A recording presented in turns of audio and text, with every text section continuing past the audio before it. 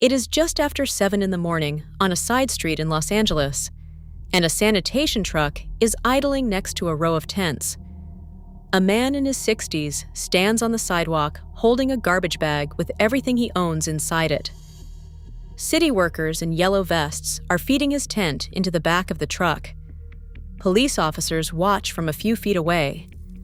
And less than a mile from this sidewalk stands a brand new apartment building, 7 stories of glass and fresh paint, built specifically to house people exactly like him.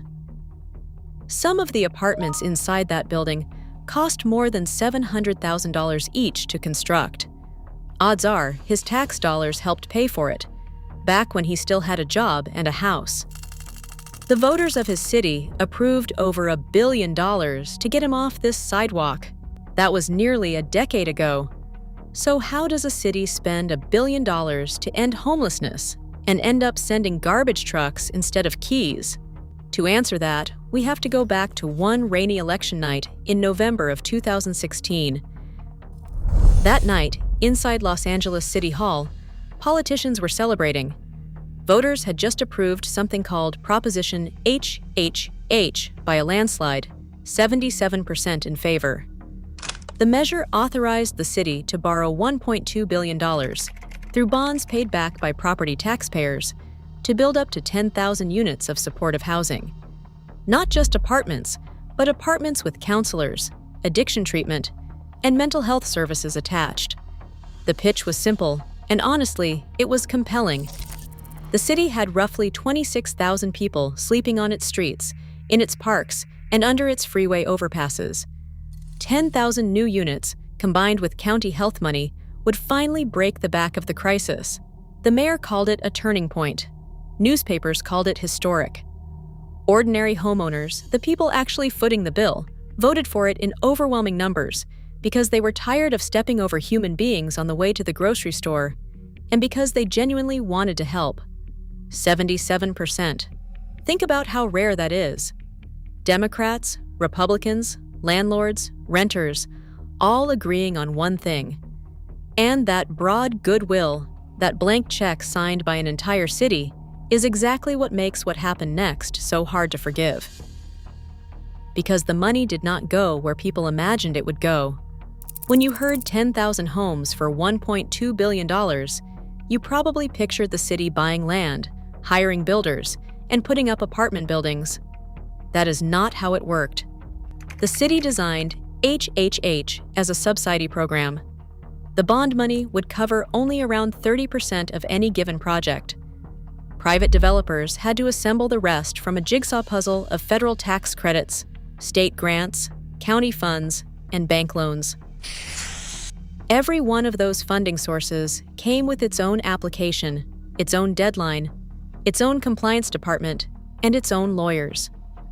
A single 100-unit building might need 6 or 7 separate pots of money, and construction could not start until every single pot was secured. So the clock started running. 1 year passed, then 2, then 3. By the 4th year after the vote, an audit found that roughly 3/4 of the approved projects were still stuck in something called pre-development. That is a polite word for paperwork. Land had been identified, renderings had been drawn, ribbon-cutting speeches had been drafted, but on most of those sites, not a single shovel had touched the ground. Meanwhile, every year of delay made everything more expensive, and that is where this story goes from frustrating to genuinely outrageous. The first warning shot came in 2019 when the city controller's office published a review asking 2 very simple questions. Why do these buildings cost so much, and why are they taking so long?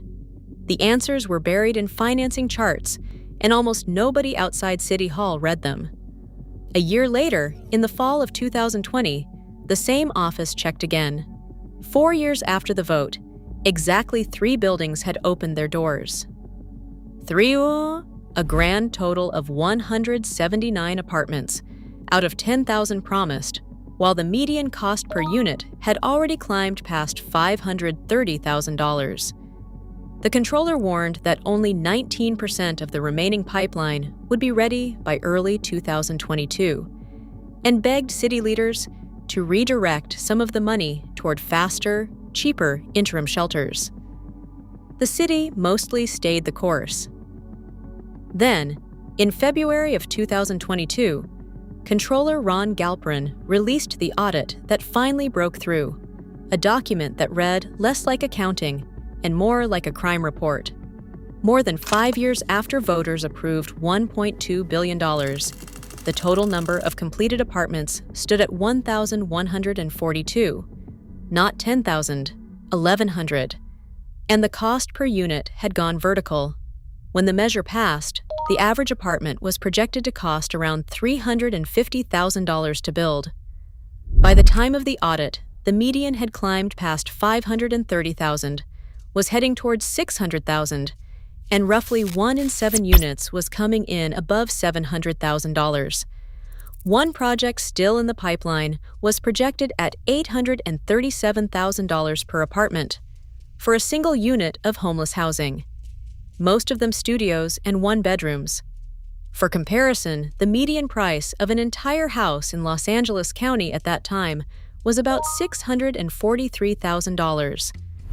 The government was paying more to build one subsidized studio apartment than an ordinary family paid for a whole home with a yard. The controller used the word staggering. The mayor's office pushed back, insisting the program was actually ahead of schedule and under budget, and promising more than 10,000 units by 2026. You can decide for yourself which version to believe. But while City Hall and the auditors argued over spreadsheets, something much darker was happening out on the streets. Because the people this money was supposed to house were still out there, and there were more of them every single year.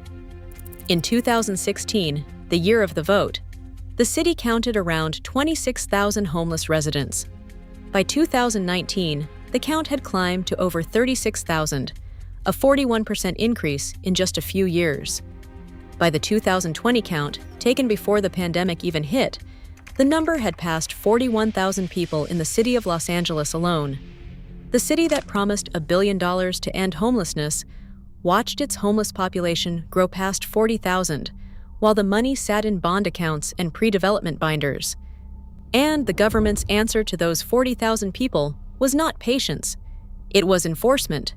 The city expanded a municipal code section called 41.18, which made it illegal to sit, sleep, or store property near schools, parks, libraries, and hundreds of other designated zones. Sanitation crews, backed by police, began sweeping encampments on a rolling schedule. Tents were tagged, then trucks arrived, then everything left behind went into the compactor. Medications, identification documents, family photographs, wheelchairs, gone. At the state level, the numbers got even bigger. California's Transportation Department, Caltrans, cleared more than 20,600 encampments along highways and underpasses, making contact with roughly 62,000 people in the process. Officials called these operations resolutions. The people living in those tents had a different word for it: eviction, because that is functionally what it was: an eviction from the only address they had left, carried out by the same governments that had taken $1 billion in their name. Between the city's rolling sweeps and the state's highway clearances, the number of people evicted from encampments blew past 40,000. The promise was housing. The delivery was a garbage truck. And most of those people were not offered a key to one of those new apartments because the apartments did not exist yet. They were offered a shelter bed for a night, or nothing at all. And outreach workers, who followed these operations, documented the same grim cycle playing out week after week. A camp gets cleared on Monday. By Friday, the same tents stand 3 blocks away, minus the medications and documents lost in the sweep, which means the same people are now harder to house than they were before, because you cannot sign a lease without identification. One study of these operations found that they did not reduce homelessness at all. They just made it move at enormous cost, with police overtime and sanitation crews billing the same taxpayers who had already paid for the housing that never arrived. So the evicted did what evicted people always do. They moved. Down the block, under the next overpass, and increasingly into their cars. And that is the part of this story that almost never makes the news, because it does not photograph like a tent city does. Outreach workers in Los Angeles, Denver, and half the cold weather cities in America will tell you that the fastest growing group they see is people sleeping in vehicles, retirees on fixed incomes, widows whose husbands' pensions died with them, working people one layoff past their last paycheck. A parked car looks like nothing from the outside, but on a winter night, it turns into a steel refrigerator. An unheated car or house can drop below 50 degrees within hours, and cold exposure kills more homeless Americans every year than most people would ever guess. During the Buffalo blizzard of 2022, people froze to death inside their own vehicles just a few miles from their homes. And here is the uncomfortable lesson that this entire story keeps teaching, over and over. When the system fails, and it does fail, the people who make it through the night are the ones who had their own backup plan. That is actually why, a couple of years ago, I started keeping a compact thermal bivvy in my own glove box. The one I use is called TerraShell. It is an emergency sleeping bag about the size of a soda can that reflects your body heat back at you, so it works in a freezing car or a blacked-out house with no batteries, no fuel, and no power. If your car ever dies on a winter road, or a storm knocks the power out for 2 days, that little bag is the difference between a bad night and a dangerous one. It costs less than a tank of gas, and I keep one in each of our cars and one in the hall closet. The same way you keep a spare tire you hope you never use. I am not telling you a $20 bag fixes anything you have seen in this video. But if there is one takeaway from $1 billion of broken promises, it is that your family's plan B should never depend on a government program showing up on time. If you want to see the exact one I keep in my car, the link is in the description below. Now, back to this story, because just when it seemed like it could not get any more backwards, Washington got involved, and things took a turn that nobody saw coming. For decades, through both Republican and Democrat administrations, federal homelessness policy ran on an approach called housing first. The idea, born under George W. Bush of all people, was that you get a chronically homeless person into permanent housing immediately, no strings attached, and then surround them with treatment and services. Researchers had found that a single chronically homeless person was costing New York City around $40,000 a year in jail stays, emergency rooms, and detox centers. And that simply housing them was cheaper. Whatever you think of the philosophy, it became the operating system for nearly every homeless program in America, including the buildings Los Angeles was so slowly constructing. Then, in July of 2025, the White House issued an executive order attacking Housing First directly. And in November of 2025, the Department of Housing and Urban Development quietly rewrote the rules of its largest homelessness program, the Continuum of Care Fund, which sends billions of dollars a year to local housing groups. Under the old rules, about 87% of that money supported permanent housing, the apartments where formerly homeless people were already living. Under the new rules, permanent housing was capped at 30%.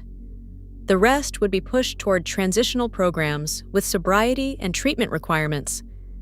Now follow the logic of that change to its conclusion, because this is the moment the entire story turns inside out.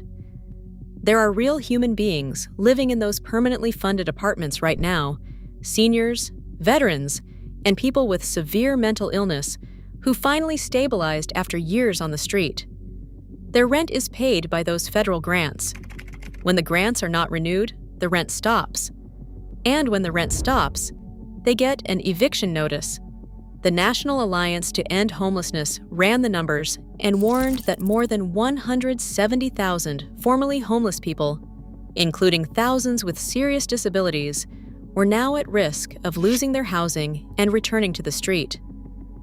Colorado's Attorney General put it in writing, saying the new policies virtually guarantee that tens of thousands of formerly homeless people in permanent housing will eventually be evicted through no fault of their own. One single nonprofit in Denver, the Colorado Coalition for the Homeless, reported 800 households hanging in the balance, and its spokeswoman put the stakes in the plainest possible terms, saying that when people lose housing, they die, they suffer, and they end up in jail. Multiply those 800 households across every city in the country. Even the researcher whose work created Housing First in the first place, a University of Pennsylvania professor named Dennis Culhane, warned that the country had already run this experiment in the 90s, and that the people who need the most support are precisely the ones who get evicted from Treatment First programs. In other words, the government was told in advance, by its own evidence, what this change would do. It made the change anyway. Dozens of states, cities, and nonprofits are now suing the federal government to stop it. So take a step back and look at the full picture of the last decade. A city took $1.2 billion to house the homeless and delivered 1,100 apartments, while its street population passed 40,000. State crews evicted tens of thousands of people from encampments with nowhere to send them. And then the federal government rewrote its own rulebook in a way that threatens to evict 170,000 more, this time from actual apartments. People who did everything right and got housed, promised $1 billion, delivered evictions. The title of this video is not an exaggeration. If anything, it is an understatement. Which brings us to the only question that really matters. How does this keep happening? And the honest answer is more uncomfortable than any partisan explanation, because both parties built this machine. Start with the economics. When a studio apartment costs $600,000 or $700,000 to build, $1 billion was never going to house a city. Those costs are not an accident. They are the product of layer upon layer of well-intentioned rules, prevailing wage requirements, environmental reviews, community input hearings, design mandates, 7 source financing structures where every source takes a cut for lawyers and consultants. Each layer was added by someone trying to prevent a past scandal, and together they created a system where the process is the product. Then add the incentive problem. Nobody at City Hall gets fired when a housing program runs 5 years late. The politicians who made the promises in 2016 were mostly out of office by the time the audits landed. The developers got paid whether the buildings opened on schedule or not. The consultants got paid more the longer things dragged on. The only people with no leverage at all were the ones sleeping outside the construction fence. And finally, add the whiplash. Every few years, a new administration declares the last approach a failure and yanks the funding in a new direction, which in practice means defunding real housing that real people currently live in order to fund a theory. Housing First was sold as the fix for the failed transitional shelters of the 90s. Now transitional shelters are being sold as the fix for failed Housing First. The pendulum swings, the press releases go out, and the human beings attached to those grants get an envelope taped to their door.